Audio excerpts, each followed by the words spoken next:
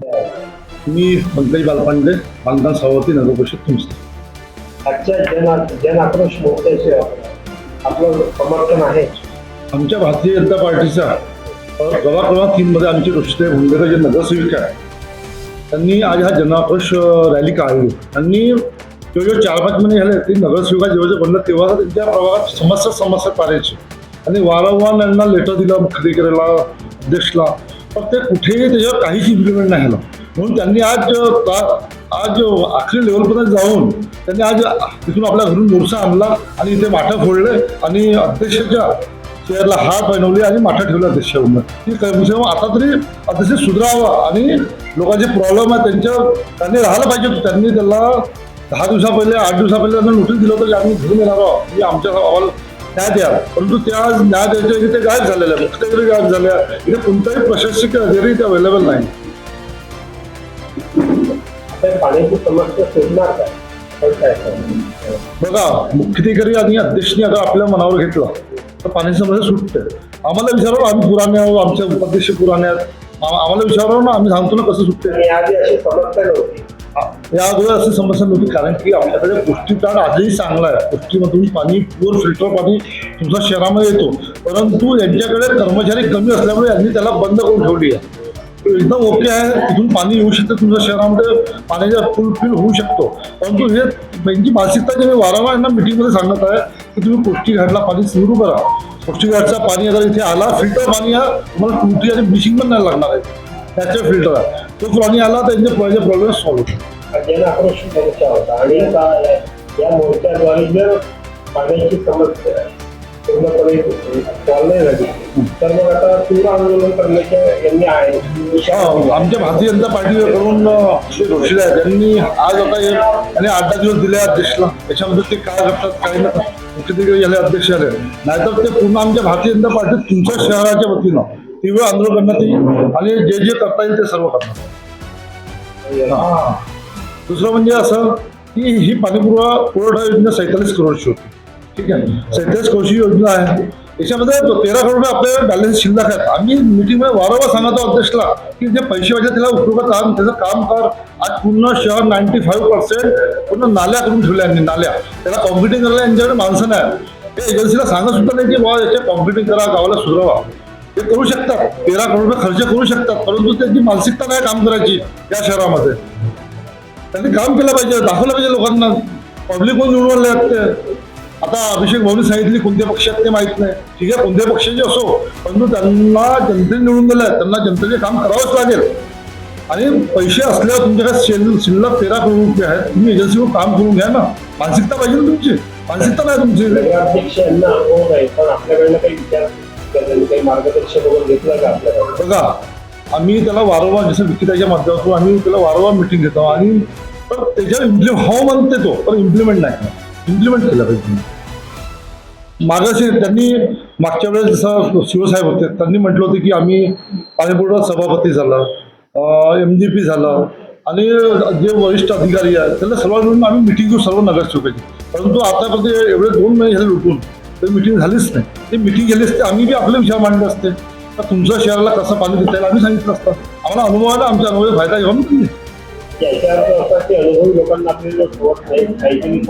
अनुभवी लोक म्हणजे कसा, त्यांनी अगर आमच्या अनुभवाचा फायदा घ्यायचा तर आम्ही म्हटलं की मिटिंग घ्या. मिटिंगमध्ये अधिकारी राहतील, मुख्याधिकारी राहतील, सर्वच राहतील. सर्व जेव्हा पूर्ण तुमच्या शहराला पाणी द्यायच्या, विषय तुमच्या शहराचा, हा माझ्या घरचा नाही, तर सर्वांना घेऊन चाला ना, तुम्ही सर्वांना विचारा ना कसं सॉल्व्ह होऊ शकतं प्रॉब्लेम. आणि पैसे तुमच्याकडे शिल्लक असल्यावर अगर तुम्ही प्रॉब्लेम सॉल्व्ह करत नसाल मग कसं होणार? अभिषेक भाऊ, एक मागच्या आजच्या 15 दिवसाअगोदर साहेबांचा एक वक्तव्य होता. त्यांना एक गोंदिया पत्र परिषदमध्ये प्रश्न विचारण्यात आला का सागर गमने जे तुमचे नगराध्यक्ष आहेत ते आपल्या पार्टीचे आहेत का? तर त्यांचं वक्तव्य असं होतं का सध्या सांगता नाहीये.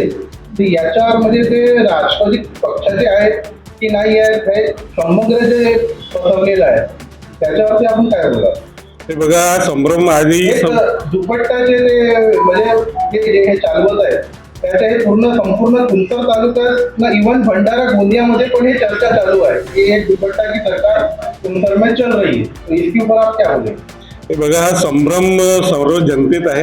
हा अध्यक्ष कोणत्या पक्षाचा आहे आणि जेव्हा निवडणूक चालू झाली होती तेव्हा राष्ट्रवादी पक्षाचा अधिकृत उमेदवार म्हणून मी रण मैदानात होतो आणि राष्ट्रवादीच्या पक्षाच्या विरोधात हा नगराध्यक्ष जो निवडून आला जनतेच्या माध्यमातून, हा राष्ट्रवादीच्या पक्षाच्या विरोधात यांनी हा रणसंग्राम मध्ये होता.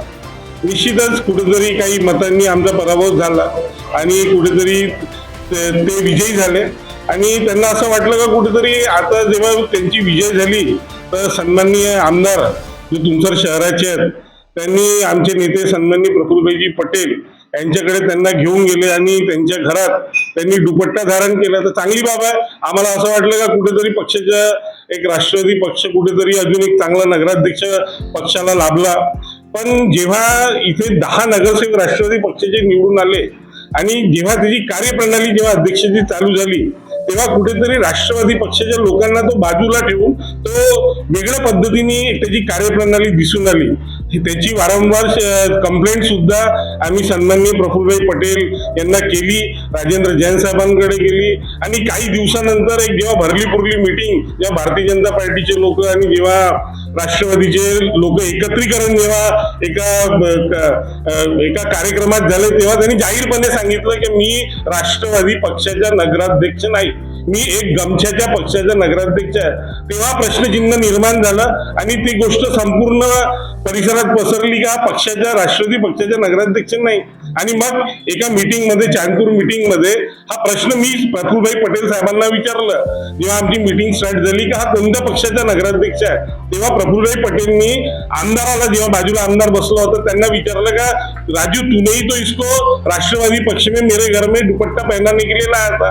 तर आताही संभ्रम निर्माण आहे का कोणत्या पक्षाचा नगराध्यक्ष. आजही हा जरी ठीक आहे नगराध्यक्ष कोणत्या पक्षाचा असो किंवा नसो तो काही विषय नाही. जेव्हा जनतेतून आपण निवडून येता जनता कुठेतरी आपल्यावर विश्वास ठेवते तेव्हा जेव्हा आपण एक संविधानिक पदावर बसता त्यावेळेस आपण हे बघितलं नाही पाहिजे का आपण कोणत्या पक्षाचा आहोत किंवा नाही. त्यांनी समान भावनेमध्ये जनतेला बघायला पाहिजे, समान भावनेमध्ये आपल्या नगरसेवकांना बघायला पाहिजे. जेव्हा मी अध्यक्ष होतो त्या काळात राष्ट्रवादीची नगरसेवक होते, काँग्रेसची होते, भारतीय जनता, पण मी त्यावेळेस पक्षपात करत नव्हतो. त्यावेळेस मी 25 लोकांना एकत्रित बसवत होतो, 25 लोकांची विचारणी करत होतो आणि त्या माध्यमातून संपूर्ण गावाचा विकास करत होतो. हा ह्या पक्षाचा तो त्या पक्षाचा असं करून राजकारण होत नाही.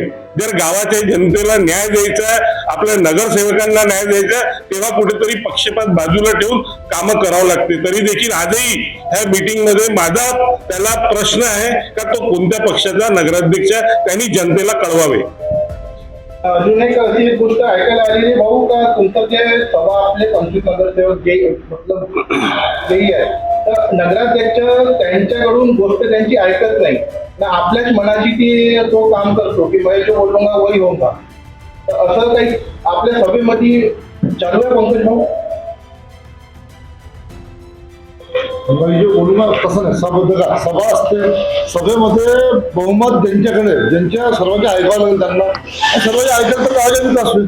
आता तो म्हणेल का माझ्या अखिलाच करू तर असा गावाचा विकास होत नाही. म्हणजे फूट पडलेली आहे नगर तो जी आपली सभा बोलते तिथं काही बरोबर कार्य होत नाही, समोर काही वाढत नाही. जेव्हापासून निवडणुका झाले त्याच्यानंतर कितीतरी प्रत्येक वेळा तुमच्या नगर परिषदच्या इतिहासामध्ये आता पहिल्यांदाच पाहायला मिळत आहे का पक्षपात तिथं होत आहे. म्हणजे काम काही सुरळीतपणे चालू कधी पण नगर परिषदला असं असते पहिले विषय सूचीची आमची बैठक होते, त्यांना स्टँडिंग होते, नंतर जनरल होते. आता आमच्या विषय अगर समजा बैठकीवर येत असतील तर नगरसेवकांनी आणि सभापतींनी काय करावं ते विषयच नाहीत त्याच्यामध्ये. ते विषय आल्या पाहिजे, ते विषय येतील तर सभा चांगली चालेल आणि सर्वजण मिळून चालेल. पण तुम्ही आता समजा हेतू पुरस्पर काही लोकांचे विषय घेत असाल, काही लोकांचे विषय काढत असाल तर ते सभा कसं चालणार. हे त्यांनी अध्यक्षला बघावं ना की जे विषयसूचीमध्ये स्टँडिंगमध्ये येतात ते विषय त्यांनी घ्यावं ते मीटिंगमध्ये आणि त्यानंतर ते मीटिंग सुरूच चालेल.